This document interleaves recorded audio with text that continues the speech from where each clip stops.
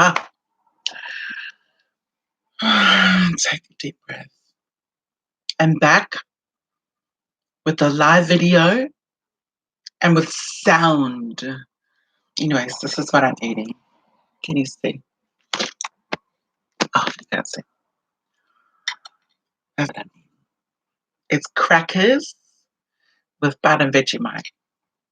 Yes. I got so cranky. I had to do this video like 5 times.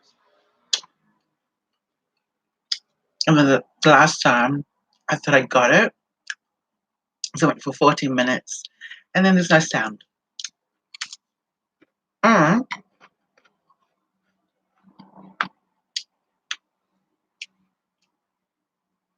You see my crackers? I'm just going to keep eating my crackers. Vegemite and butter. Mm.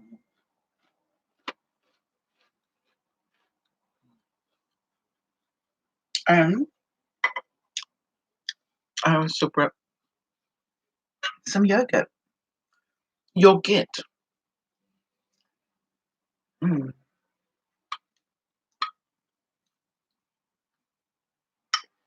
I'm just going to put it aside and start talking. Okay. Wow. Oh, yeah. Maybe I'll just have one more cracker. Have one more cracker. And then I'll start talking. Okay. Mm. Mm.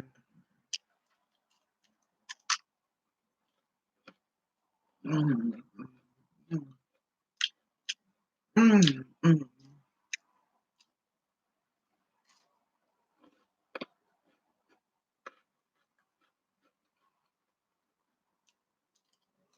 Mm. Mm.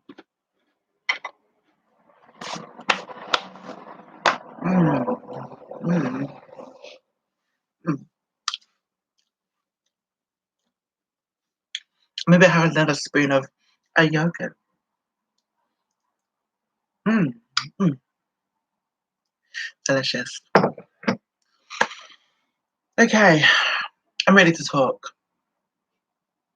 Okay. So this video is basically about me, about why I got into the sex industry, because it has such a really bad reputation, and so it should, because it's contradiction. Um, there's a lot of contradiction involved, but I won't talk about that. People leave me alone. Some messages. Let me read this message. Okay. As I was saying, the reason why I got into the industry was because you know the backstory to it. Let me just bring this down a bit. I mean, the back. Oh, do I need to see my little mess at the back? The backstory to it is it kind of was kind of just trying to hide all my mess. I was sexually abused and I was raped when I was quite younger, but I also was dating someone when I was quite very young, which my family has no idea. I never told my family. Only my two people only knew um, about me and this other person that we were dating. And I'm never going to mention their name ever. But yeah, we dated quite young, like very young. And then when I was a teen, we started seeing each other. But he was actually quite verbally and physically abusive, which I never really told anybody, anyone. I only just recently told a friend of mine. I think a couple months ago, I actually told him about this relationship that I was in and how abusive he was, but very physical abusive. And I thought it was normal. I got older. Why am I talking about my past abusive, physical abusive relationship when I was talking about sex? Okay, so um, we never had sex. We were just like funnily kissing, like just that stuff. Never really did anything sexually. Just really, really bizarre. Maybe we did, but I don't remember. But anyway, so all of that, being in that relationship at a very young age, um, being sexually abused and then being raped, that all kind of allow me to accept the going into the sex industry because I was familiar. Because all that kind of stuff it's kind of familiar. I was familiar with the sex. Um, and yeah, so um, when I moved to Australia when I was 16, I became asexual. I just had no sexual desires at all. I was asexual until I was in my 20s. Um, so this is still the backstory of it. Um, when I was in my 20s, I had $2 to my name, and I had this man following me everywhere in the supermarket, and he followed me outside. And then there was this wholesale fashion store where I was looking among clothing, and I didn't really want to buy anything, but I could hear him whispering stuff. Like he's whispering, "Oh, I could buy this and buy that." And then he came closer and he goes, "Do you really want to buy this? I can buy it for you." And I'm like, "No." Obviously, he knew that I was trans, and um, and just assumed, I don't know, he just assumed that I would say yes. And um, who's this? Hi, Nina Savia. I hope you can hear me because this is the fifth time that I've done this video because there's no sound. But I fixed it. So hello if you can hear me. I'm just talking about how I got into the sex industry. I think it's an important subject for me to talk about because I can hear you now. Oh, yes. So I wanted to talk, yes, as I was saying, that I think it's important to have this conversation um, because, yeah, I just think it's really important to have this conversation. Um, yeah, so I was in the supermarket. No, I came out of the supermarket, went into this warehouse clothing store, and this guy was following me. And then he just assumed that I was trans. And then he offered me to buy stuff from me. And I said, no, I don't want anything. And then he goes, I'll give you $50. And then I think he said if I follow him. So yeah, so he gave me $50. I followed him and we were going downstairs somewhere. And thinking about it, looking back at it now, that was so dangerous because this guy, he took me downstairs somewhere in the middle of nowhere. The guy could have banged me up. He could have just beat me up and nobody would, because we were down the basement somewhere and no one could hear us. And then when I followed him, um, I realized I think I made a mistake. And then I told him, where we going? We're going. And then we stopped. And then, yeah, so I gave him a blowjob for $50. Not one of my proudest moments. It was, for me at that moment, was the most degrading moment of my life that I felt. But I had no money. I had $50.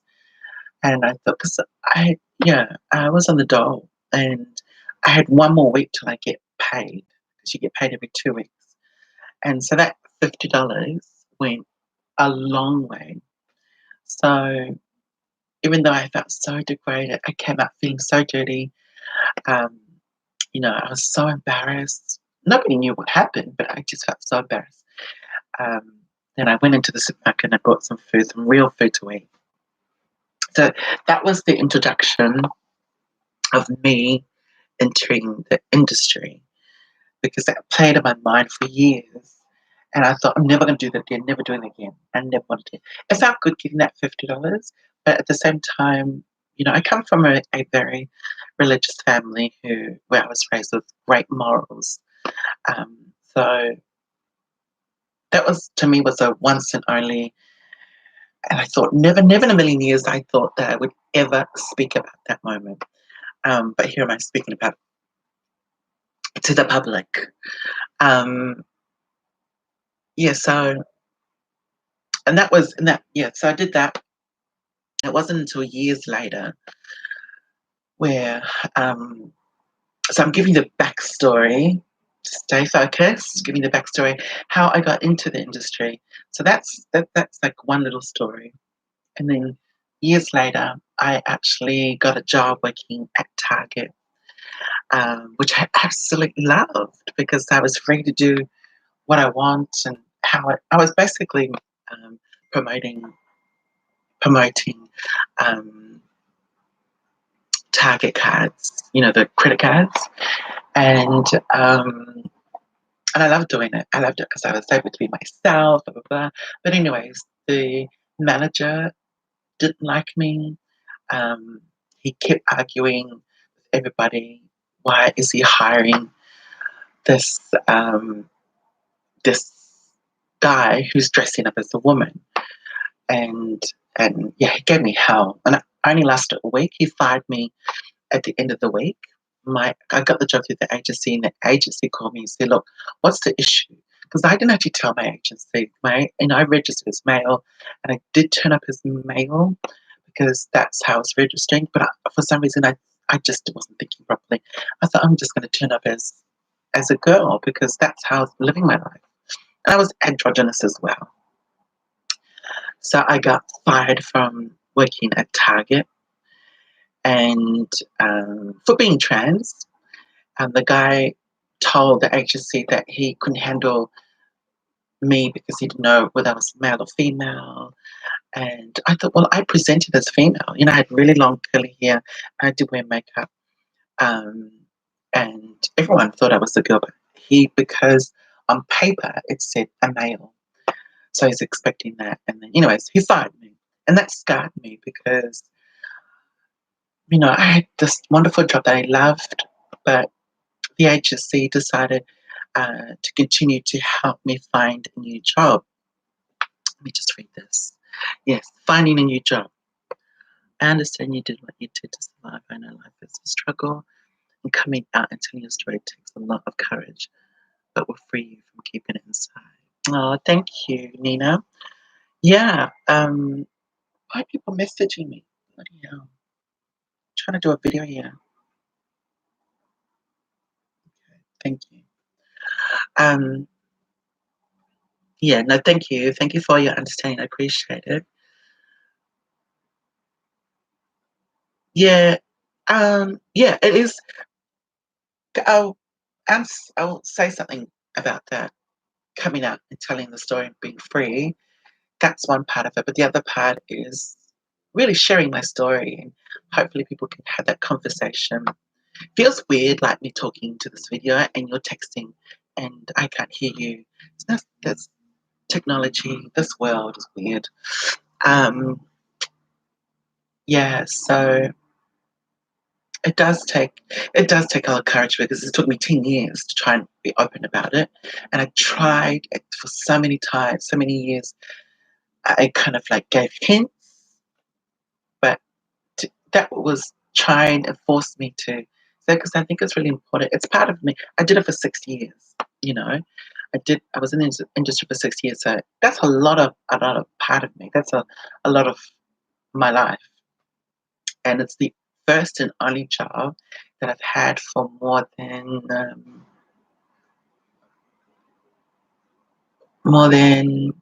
was my first job that I've had for so long, but it's the only job that I've had for more than 4 years. Um, yeah, because all the other jobs after that, I've only had like four for 4 years, but this job I had for six.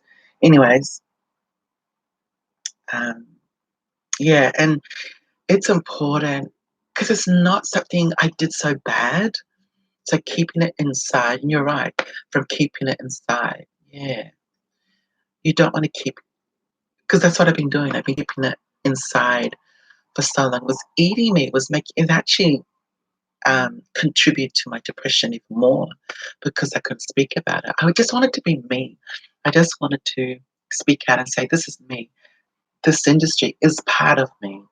Um, it's part of what it's made me today." But I've pushed it aside, ignored it, and all that kind of stuff. I can't do that anymore because part of me speaking now is to let people know one side, another side of the industry, because people get a different perception of what the industry is like, which that's what I want to talk about. Not in this video, maybe in another video. This one's about how I got into the industry. Anyways, so that's the other part where a guy gave me $50, gave him head, did the job, and then years later, I think a few years later, I was living with a friend. Um, she lived upstairs. I've known her for long. She actually has been in the trans community. They don't probably do it anymore, but in the trans community, there's a thing called trans mother, where someone in the in America, because people are now familiar with America and the ballroom scene.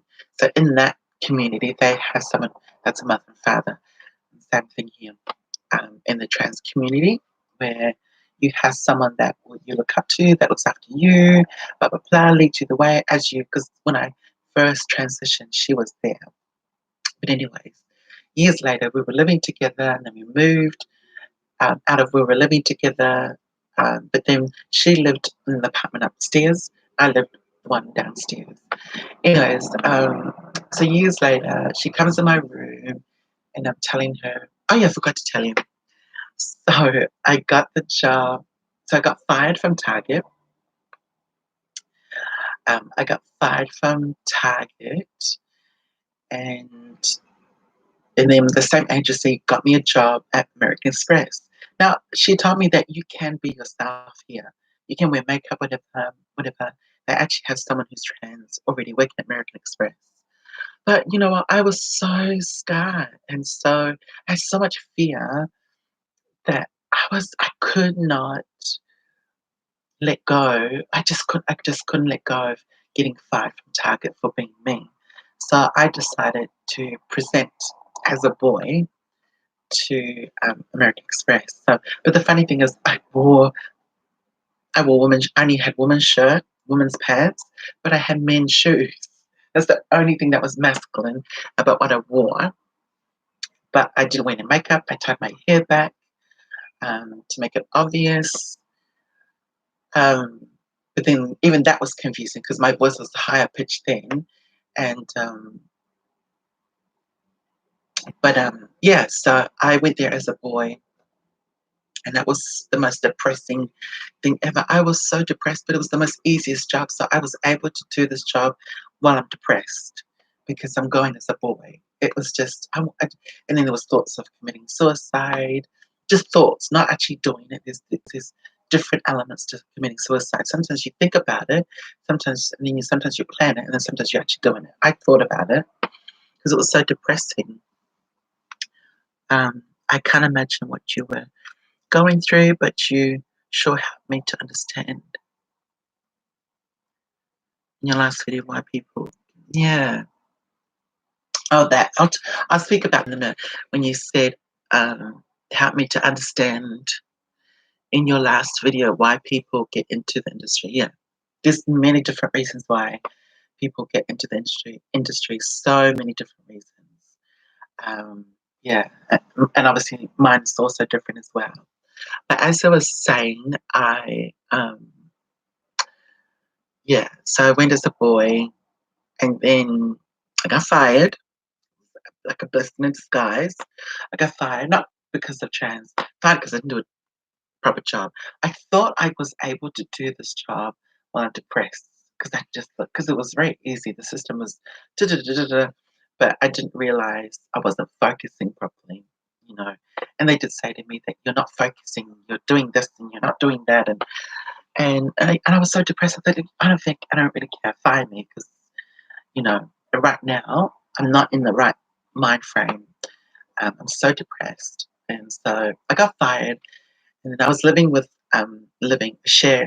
with someone, and then I told him, look, I lost my job, and then oh my goodness, um, I lost my job, and I really wanted to find a job, and I couldn't, and I had no money, so I thought about going into the industry at that time, but I didn't. I actually called my brother, and I begged my brother to help me. Um, I had no money. I couldn't even. Oh, that's right. I couldn't get on the dole. If you know, I don't have to say why I couldn't get on the dole. I think you would know. I did the naughty. Um, I did the naughty, but I only did it for a little while. Like, I don't know, I can't remember, but it was very short. Gotta fight. Um, so I got fired, couldn't get on the dole for 12 months. And you would think, oh, that's why you get into the industry. No, it's not why I got into the industry. But my thoughts are there going, like I was trying to build the courage to, go buy some slutty dress and go down on William Street, make some money. But I asked my brother if he could help me out. My brother every fortnight would give me $50 to live on. And I lost so much weight, but I wasn't paying my flatmate any rent. And I thought, okay, I've got to do something, like my survival, thingy kicked in. I thought, oh, do I go to the street, make money? Do I go, go on the street, make money? And I just didn't want to do it. I didn't want to do it. So I was finding different ways. I was ringing around, ringing whoever. I mean, I could have gone home, to be honest. I mean, this is in Sydney. My family lived in Bankstown, but I lived in Croydon. But the thing is, I had so much pride, and I was so independent as well. So um, I'm getting to the story where I got into the industry. So what did I do? So my brother was giving me $50 every fortnight, and then he said, "You've got to find a job." Couldn't find a job, and then the guy that I was living with actually kicked me out, so I became homeless. The day that I had to move my stuff out, I was actually getting my stuff all packed, and I didn't tell anybody. But I was getting ready, packed all my stuff, getting ready to take my stuff onto the street and leave it there. And then I got a phone call. I got a phone call because I made a phone call before from somebody from the gender centre. They called me and said, look, we've got a place for you to come and stay. Oh, thank God. So anyways, few years later, after, getting my accommodation, I had a friend who was living upstairs and I was living downstairs. And she came downstairs. We were having a chat, and then she said to me that because she knew that I was desperately trying to find work, but I had transitioned, and I decided I'm not going to go back. I'm not going to go back as a boy looking for a job. I just couldn't do it. I couldn't. Being fired from Target really scarred me. That I was too scared to find a new job as I transitioned. It was too hard. I couldn't do it. And so we spoke about that, and that's when she told me that about how she worked. She used to work in the industry, and then within 1 hour, she tells me that she still works. So she didn't really want to tell me that she was already in the industry, but I said to her, look, I don't really care if you're in it or not. But she was working in industry. Anyways, I need to have a yogurt. Mm. So she was in the industry. Yeah, see, it's strawberry yogurt. Bye. Nice. And I got this too.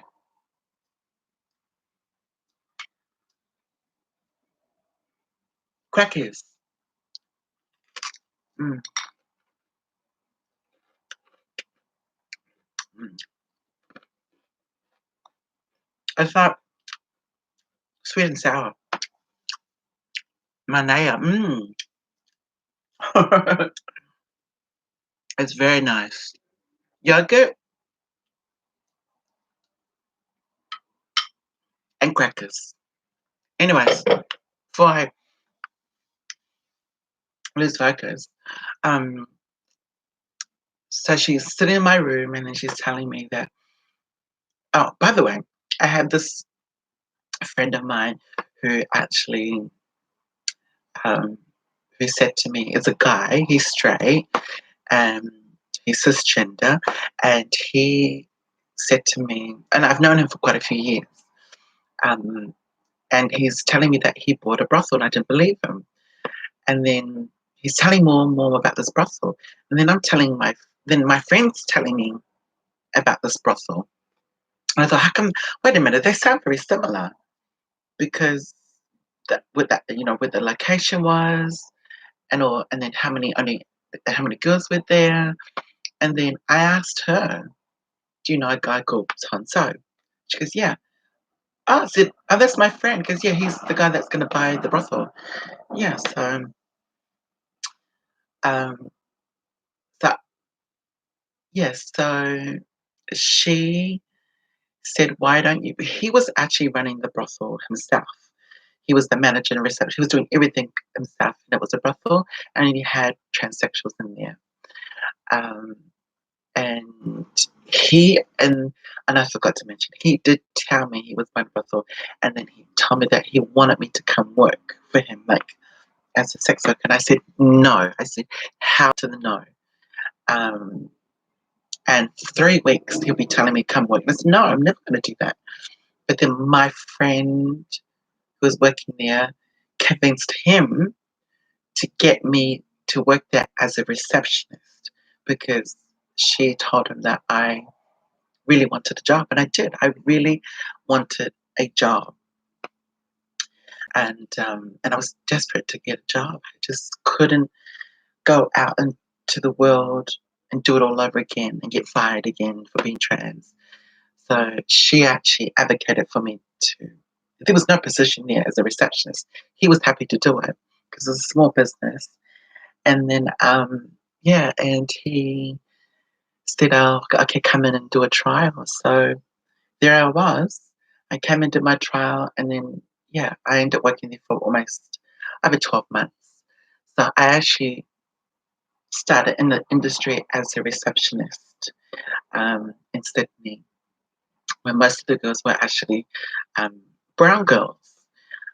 Yeah, so that's how I got into the sex industry. I was actually a receptionist for 12 months, and it wasn't till about 3 months after that. Oh, after 12 months of being a receptionist, um, or maybe a year and a half, they were selling the business and they didn't want it to be a transsexual brothel, they wanted it to be all girls. Um, why are people calling me? But because this is my friend's brothel, I felt like he wanted to kick me out because I was very difficult. I was taking so much hormones. I was such a bitch to him. Um, and yeah, we fought a lot. We fought a lot. And anyways, he decided to sell the business, and yeah, so he did that. And then I was out of a job again, and then I went back home, and then I wasn't on the dole, by the way, but then I went back on the dole, and I think it would have been about 3 months later. Um, I was desperate to find a job. I just still couldn't face going out into the world as a woman and say I'm here for a job. I just couldn't do it. Um, and then yeah, so I decided to come back and tell the receptionist at that time, which was my friend's first cousin. I told her that I'm going to come back, and I'm going to come back as a sex worker. So that's how I got into the sex industry as a receptionist, and then I became a sex worker. Um, yeah, and it's not something that I can't say that. No, it's just it happened. It is what it is. I got into it, and um, and and then I only did it for I think about 6 months because then I met someone, and then yeah, I didn't want him to know what I was doing, and I couldn't let him know what I was doing, so I left the industry after 6 months. But anyways, that the whole point of this video was to tell my story about how I got into the industry. And I know Nina was talking. Nina, if you're still there, you said something about why people get into the industry. Yeah, people get into the industry for so many different reasons. From what I see, my reason was different because I felt scared, afraid. I had fear that I'd be discriminated again and all that kind of stuff. Yes, but everyone has their story to tell. Yours, so oh, thank you, Nina. Yeah, so yeah, and it's just amazing how everyone's still people are in there because they're divorced, the husband's left them with the mortgage, those kind of things. Um, and then you get those who are in the industry to feed their drug habit. And unfortunately, I did get involved in that because once you're in that industry, you can't help it. You're surrounded by it. And I mean, I didn't get into it until years later because it was shoved in my face. But yeah, I stayed in the sex industry because I became so dependent to it that I could come to work being me. I didn't have to worry about anything else, and so I didn't really think of the bigger picture. I didn't think of anything else. I couldn't think about my future because I was still hanging on to the fact that when I was fired from Target, that could happen in my next job. Plus, I hadn't changed my name at that time, so that made it much harder. So I tried, yeah. So changing my name and all that was a long process, but that also helped me to get out of the industry. So many things were helping, and I tried to, even though I was in it for 6 years, I was actually trying to get. I was in and out, trying to get out of the industry. Um, yeah, but it's been, I think, 12, almost 13 years since I've been in the industry, since I've left. And it's funny because um, actually, it was probably 13 years ago, but the first year was really, really hard because you make so much money, but then you lose it all and then you're broke again. So it's like, yeah, it was really bizarre for me. I'm not good with money, but um, yeah, it's like people who are giving up smoking or drinking, where they quit and they go back. As that happened in the first year, that's 13 years ago, I quit.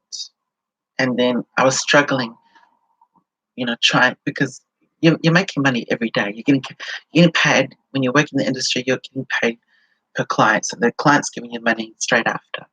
You don't have to wait till the end of the week, or wait till the end of the month, or wait for the next fortnight. The money comes to you straight away, and then so you're used to spending that straight away.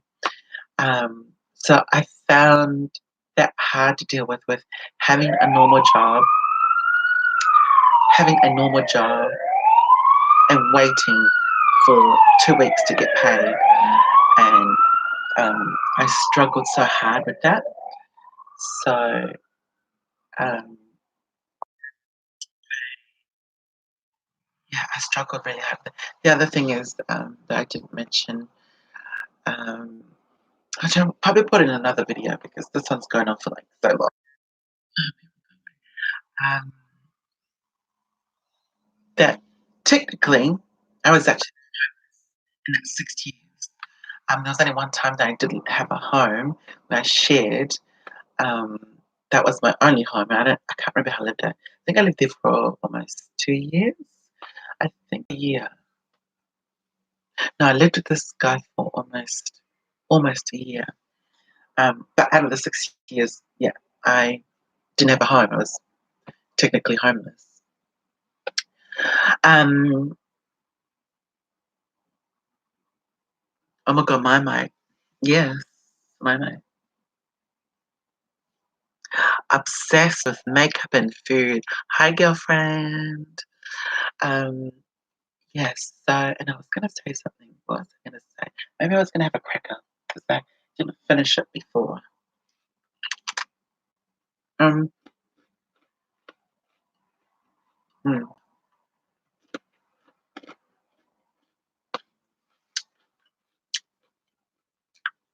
Hey, Sissy. Well, I, I was about to speak to you in Samoan, but I think you're not Samoan. You're Cook Islander or Rarotongan.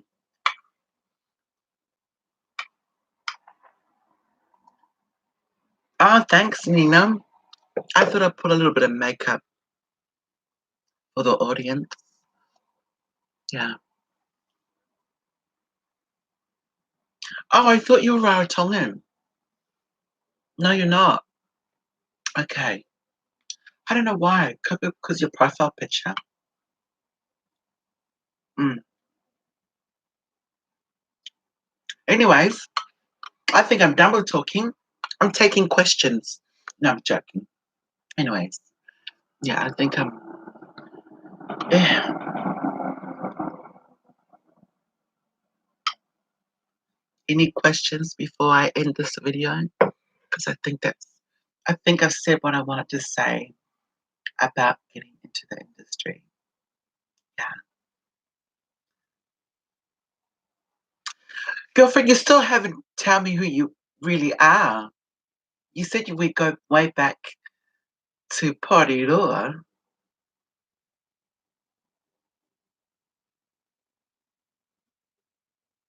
Oh, you're welcome, Nina. Thank you for spending this time with me in the next like 30 minutes. I appreciate you, so thank you. Um, I guess I hope that this will keep people. This is the thing. Before you go, Nina, I want to tell you something.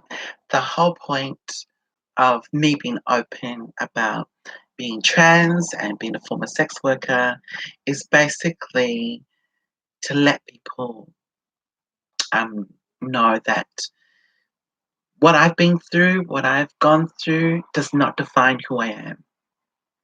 You know, you can overcome anything. You can move on to other things. Um, yeah, that was the bottom line.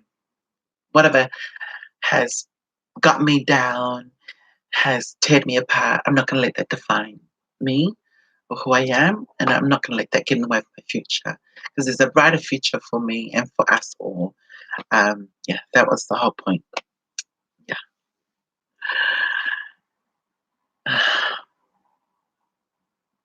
You're truly inspirational. Thank you, sis, for sharing that side of your life. Oh, you're welcome. Church days. Yeah, I have. There's a lot of things in my life, you know. See, all the things that has happened in my life, I should. Other people that have experienced it probably worse, or probably not much worse, and they've all become junkies, drunk addicts, or they're dead. Um, I don't know what it is about me. Why I'm still here and able to share my story. But as I said, I don't want it. I'm not going to let that define me. That is not who I am. I wanted to do better in my life, and with the little that I had, the little that I know, the little knowledge and little wisdom and resource that I had, I was able to move forward. And you know, now I have a great job that I don't really like, but it's good money. Um, but I want to do something more meaningful, more better. Because I think I mentioned my other video before, I want to do community services. I haven't even done that yet, but I'm going to do it. I'm determined to do it. Okay, you can write a book. You can write a book. Well, that was one of my goals, to write a book, to put everything in perspective, because there's so much, in that industry alone. I want to talk about all the funny stuff that's happening there, all the stuff that I went through, and someone is trying to call me. Yeah. Um, yeah, I just wanted to put in that book of the funny stuff or the hard stuff. I mean, like one story, just one little quick story before you go. Um, I was just about to write a book, sis. Yeah, so I wanted to write a book. I mean, I did post about it, and I was writing. I've got 3 chapters, but each chapter's only 1 page, only half a page. But it's not in the works. Let me be honest. It's, what do you call it? It's it's going to happen. Just I don't know when it's going to happen. It's going to happen. Yeah. This is this is the thing about the book. I thought that writing a book would be so hard, and it is. Writing, but luckily I do like to write. Um, the writing part is fine. It's finding the time, because you can't just go off. Like I can't go and write now. That would just do my head in. You've got to find the special time to write, um, and then everything comes once the book is done. Once I've written everything, and then all I have to do is edit it. And then once that's done, I just have to find an agent, and then the agent will find a publisher that will publish the book. That's I didn't realize that was all to it. Me write a book, find an agent, and the agent will find me a publisher. Um, yeah, so it's happening, sisters.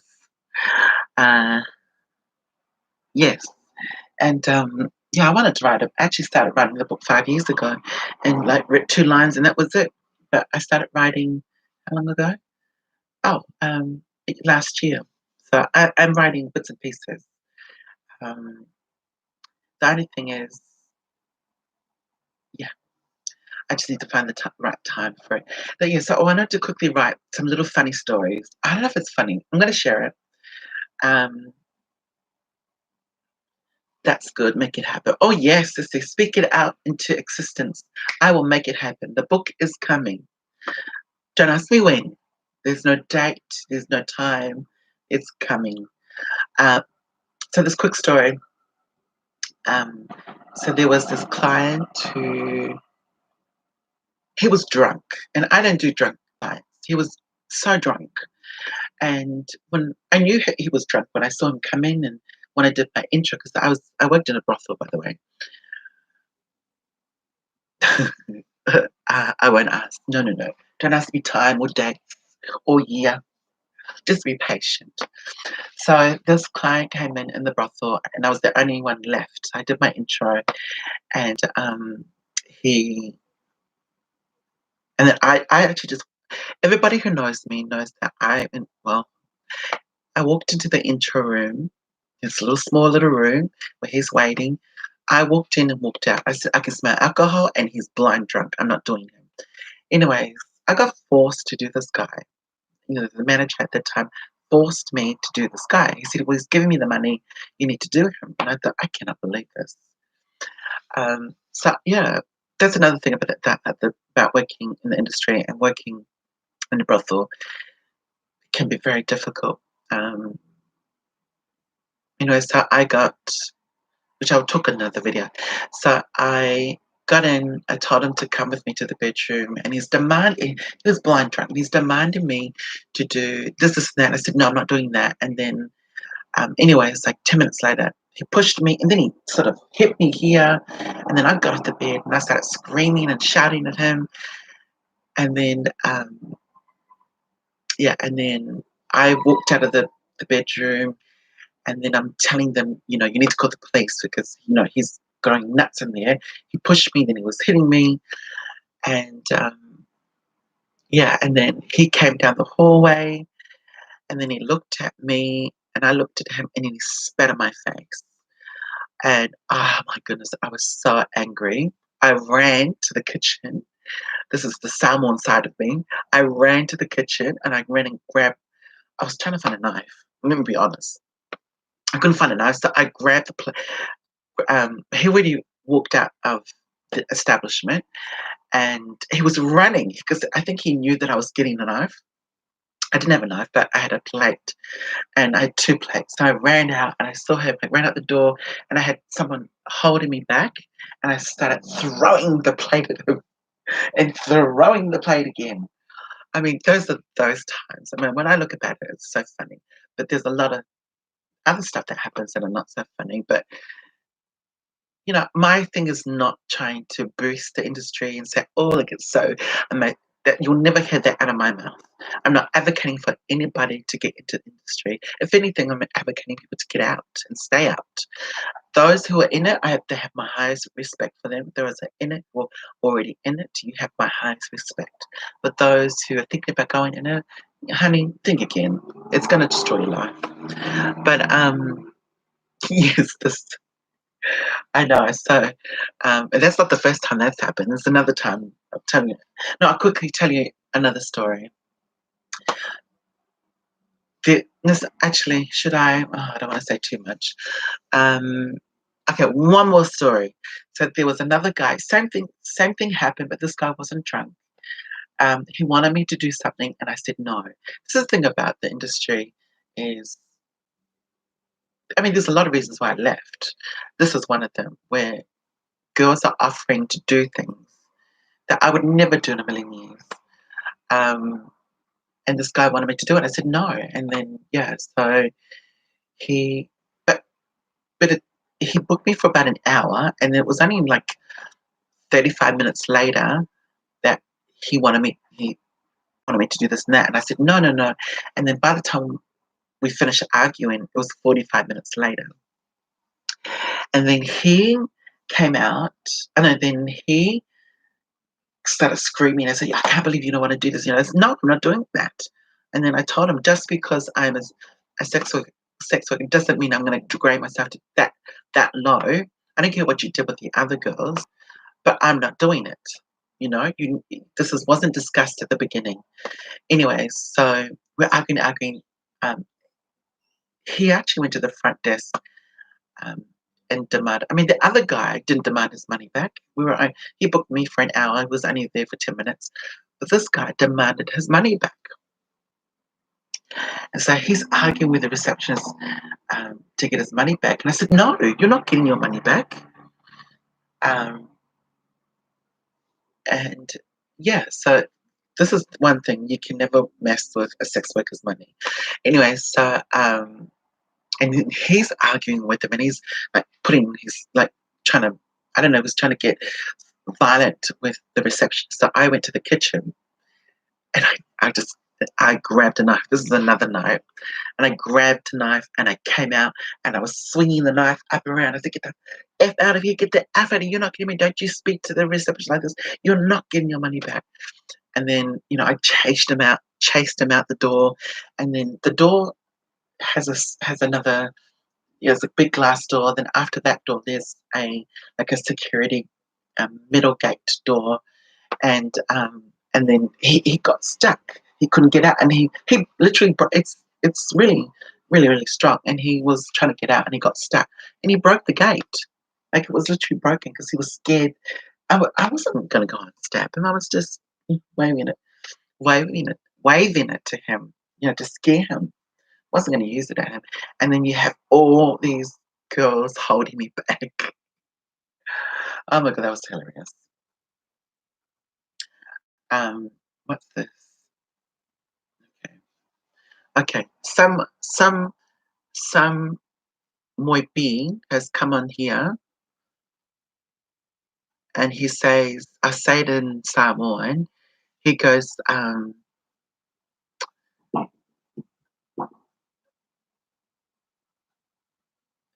how do I say in Samoan? No, I won't say it in Samoan, I'll just say English. He said, show your boobs. There's one, there's two. um, Anyways, so yeah, so there's so many stories, so many interesting things and all that kind of stuff. And now that I want to put in the book. And then there's other stuff that I want to put in the book as well. It has nothing to do with the sex industry. Um, I know. Um, uh, well, he came in as like silent or something. Now he's deleted his message. Message retracted. Don't worry, I'm not going to say your name. I don't know if you can. No, you can't see it. He's deleted it. Where's this muy be? Oh, algo muy, algo be muy. Um, yes. So and where I'm at today now, even though I don't really love the job, but the money is good. But I'm so grateful and I appreciate this job that I have. I'm so grateful for it. Can't wait to leave and find something else to do that's more benefiting, more meaningful. Yeah. It's taken me a long time to get this far because coming from the sex industry to this job, I felt like I was having left the industry because I'm just slaving myself away. But I shouldn't say that because we all have to have some kind of job. We all want a job just so we can pay our bills and rent and fit away. So it doesn't really matter what job you do. I take that back. That was horrible what I said.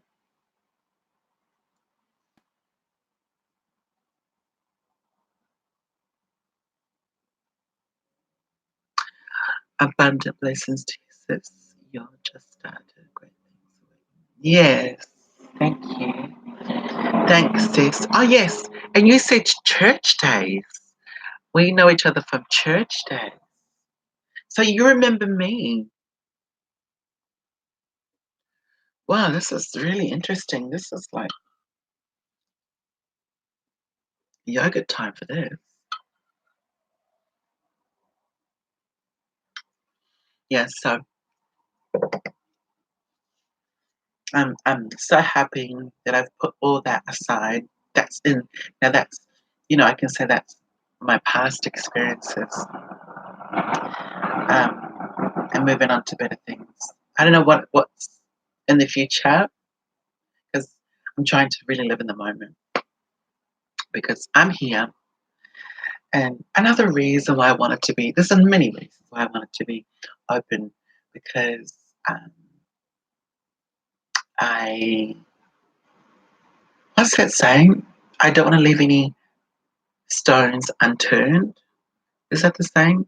You know, I just want to say, this is all of me. Okay, so yeah, no, I haven't finished saying that. So I wanted to let my story out before because you never know. Something could happen to me tomorrow, and I never want to live in regret that I didn't get to say, didn't get to do what I wanted to do and what I wanted to say. Um, in the hopes that I inspire somebody to let them know, don't let any of this tragic things in your life define who you are. And that's the end. That's it.